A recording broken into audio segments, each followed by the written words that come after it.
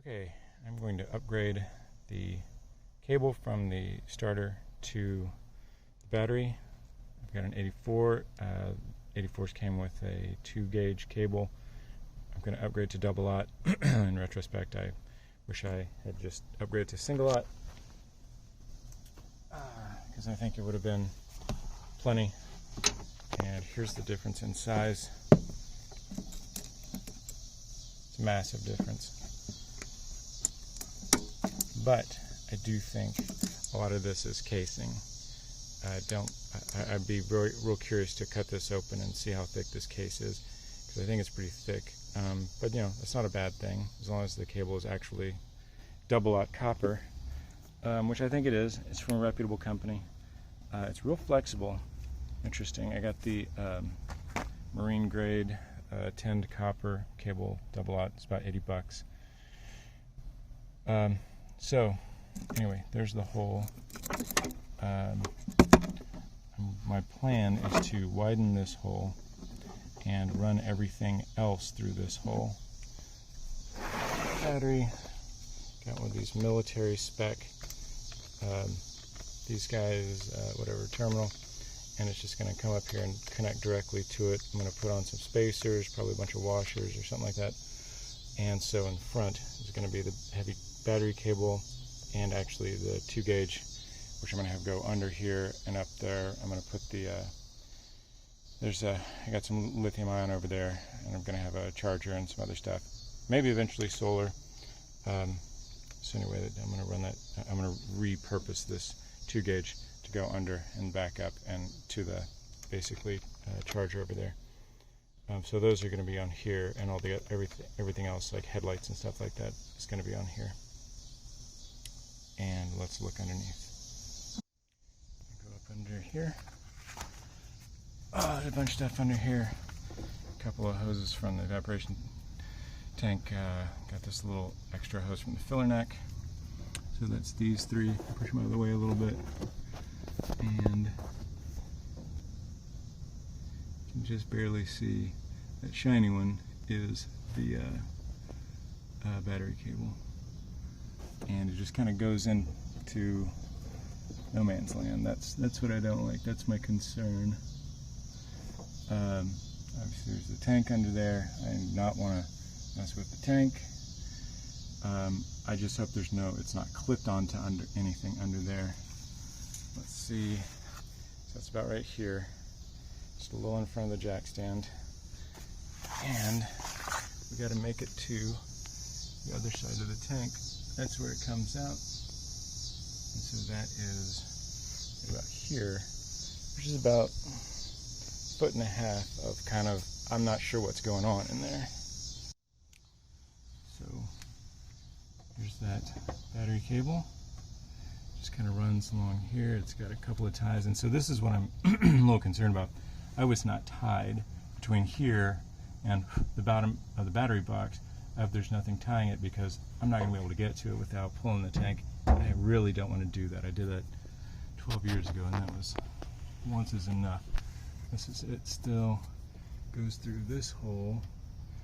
I'm going to measure that. I've got this DIY external transmission cooler, and so it's one of its hoses. Here's one of the transmission hoses. Here's the other one kind of in the way here. But here's the battery cable coming down from that rail. It's just right here. And here is the really fat new cable, and I feel pretty confident. I tested it. It will fit in there. It's going to be kind of shove these guys up. There's the heating hoses that go to, not to the radiator, to the front heater core. And here's the battery cable once more. I don't think that'll be a problem with the battery cable out of there. And then so it's going to run through there. Alright, so after that, again, there's the battery cable. And just kind of comes up here, and there's it against the frame rail again, goes behind there, and that's it. Just connected to the starter right there. Make sure that the whatever the terminal, the screw terminal, is the right size. I'll put what I ordered in the comments or whatever description. So hopefully that shouldn't be too bad. I was just really kind of concerned about this right here. And I thought about going in here. I don't know. I'm going to have to open this up if I go through there. The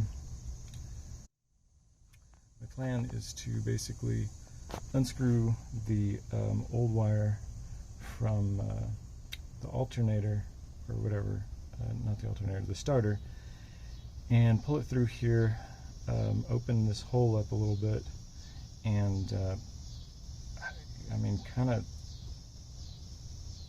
connect them somehow. I'm not sure exactly what I'm going to do there, and pull it through, and hopefully I'll be able to pull it through the other side. And that's what I'm thinking. We'll see how it goes.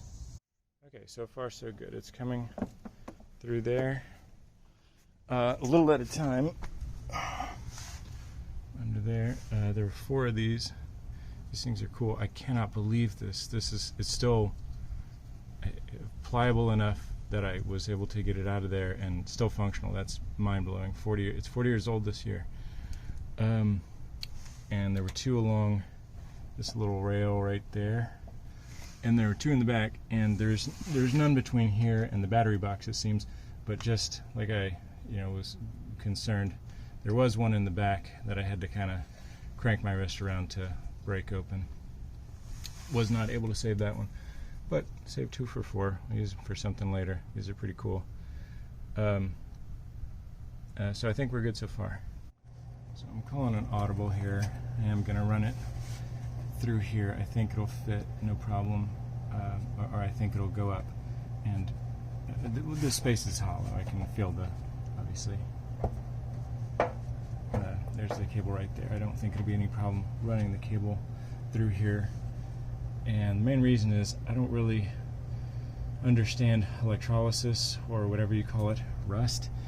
But I'm afraid that opening this up with a hole saw will produce lots of little shavings, and I feel like they'll be prone to rust. And I don't want that. So that's what I'm going to do. And before I shove this in there, I'm going to put a zip tie through here so that I can fish it out if it gets lost. And because this is a pretty critical moment in this job. Okay, that worked really well. I'm really happy about that. I put this long zip tie on there.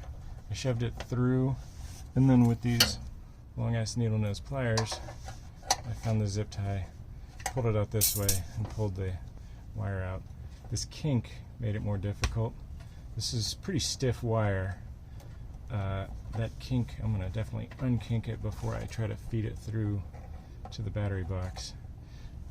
This other wire, I mean, stuff is so floppy, and this is really stiff, which I'm guessing just means there's a higher count of, individual tiny wires. You can see these are pretty big. It's not a huge count, so it's stiffer. See how this goes. Okay, so here's my rig. I'm going to see how it goes. I'm going to try to pull it through, clip the ends. I'm going to clip that a little tighter so that hopefully it won't get caught on anything. We'll see. Okay, so it kind of got hung up on the crossover tube there. That white tube coming out of the fuel tank. Anyway, you can see there's a 2 gauge, and it's through, and so I'm just going to cut it and pull it up now, because if I pull much harder, get caught up on that crossover tube and potentially break it or pull it out of the tank or whatever. That I don't want to screw with that. I don't want to screw with dropping that tank and resealing it. This is funny, sort of. It did have a little connector, so a little zip tie connector to the under the tank, and and so fortunately it broke loose, and that's it. So there was a hidden one that I was concerned about, but it just didn't turn out to be a problem. So this old one was 9 feet, and I'm pretty sure the new one I bought was 10, so I'm going to have an extra foot. Not sure what I'm going to do with that yet, but hopefully I can find something. So the metal terminal is wider than the cable itself. It's 3/4 of an inch. So I'm going to cut this hole. I'm going to open it up to 1 inch, and hopefully I can find a grommet that's 1 inch. I mean, that should be pretty simple. But this is going to suck, because I'm going to have to come at this from an angle, and using a hole saw at an angle always sucks. But I jammed that shirt under there to try to catch as many shavings as possible, and now we'll see what happens. Okay, I'm pretty happy about that. I held the tool kind of like this because it was trying to run towards the wall. I just kind of held it like this, and had it kind of up against this part, and it's pretty circular. I'm pretty happy with that. That's definitely the best I could do that. So I'll go find a grommet tomorrow. I think I got a grommet that'll fit that. I'm going to try to run everything else through that hole. Everything, it should fit, I think. And then, of course, the first thing was to fit it with the battery. There's a decent amount of space over here, actually. This is this military spec battery terminal. I got it on eBay for $10-12 or something like that. Put a new bolt in there, and gonna have to cut it off, but we'll see how that works. There's also, this is group 41, I'm pretty sure. Yeah, there's 41 650 crank cold cranks or whatever, cranking amps, and they make smaller batteries, and I regret not getting a smaller battery now. With similar, actually even more cranking amps, obviously the capacity wouldn't be as big, but I need to look on the Thesamba. Next time I get a battery, I will get that smaller one, just so there's a little more room. All right, so way too much. I got 10 feet of this cable, and it's way too long.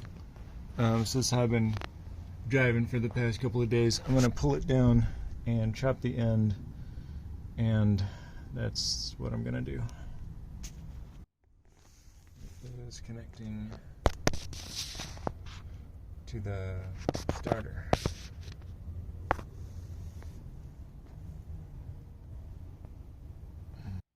This video is brought to you by some jack stands. Buy some jack stands. Don't have your vehicle crush you. Or if it does, you can say, I was using jack stands. I'm not a complete idiot. Hopefully it goes without saying. Disconnect the negative battery cable before working on anything electrical. The other thing I always do, I don't have the jacks up right now, but I always jack the car up and then put it on the jack stands, and then take it and try to knock it off the jack stands. And if I push on it and it doesn't fall off the jack stands, then it probably won't fall on me. And if it does fall off the jack stands, then maybe I was saved from being crushed by my own vehicle. I had it strapped up there. A little too long. See how much slack I can take. So here's what it looks like up here. I got this military style thing. This is just a spacer I had handy. I got some thick nut or something like that to make that better. I don't love it being this close to the frame of the car, and I guess if it shifted to the left, it could potentially make connection right there. So I'll get some kind of cover for that. But I don't totally love that, but that seems to be the best way to do it. Yeah, anyway. So I measured back there, and I got a couple of marks here. I think I'm going to do a little bit farther mark. I'm going to chop it, and I got a slug, and I got a double-aught, and some big old heat shrink, so we'll see what happens. So how am I going to cut this really thick wire? A cheap Rambo knife and a mini sledge. So I was about almost 16 inches too long, And I got this from Battery Cables USA. It was 80 bucks. Again, I think single lot would have been plenty. I kind of regret doing the double lot, but it's fine, whatever. I got this, got the double lot end with a solder slug, and that was kind of cool. Came together on from somebody on eBay. I haven't done this before. I have one of those tools where you put on there, smash it with a sledge, and it stamps it down. But with this, I wanted to do solder, and so we're going to see how it goes. Got my torch, got my whatever it's called, the lug set up, stripped my cable. This lug is just barely slightly bigger than the ends of the cable, so that's kind of annoying because it just feels like it's some of the little strands are going to be sticking out, which I guess will be fine. Yeah, I'm going to heat that up. I'm going to put the lug or the slug in there, the solder slug, heat it up, jam that in there, probably heat it up a little more, and that should be it. I got some huge heat shrink, probably much too big. Hopefully it will work. It will fit over the lug end easily, so don't have to put it on there first. Yeah, should have gone for the little smaller size. That worked pretty well. Got it really hot, jammed it in there. There was still basically probably 1/8 to maybe 1/4 of an inch gap between the terminal and the wire, what do you call it, the jacket, whatever, insulation. So I heated it up some more and then was able to jam it in there further, and yeah, it is not coming out. I promise you that. Definitely got some solder spluted out, so yeah, I'll clean that up a little bit and throw some heat shrink on it. That's not going anywhere. So on eBay they call this stuff thick walled heat shrink, and it is that. And I guess if I had gotten the smaller size, it would have fit better. I should have got a foot of each. Maybe this is some adhesive kind of stuff, but it doesn't seem to adhese very well. So I'm going to put some freaking glue around there, which is super fun.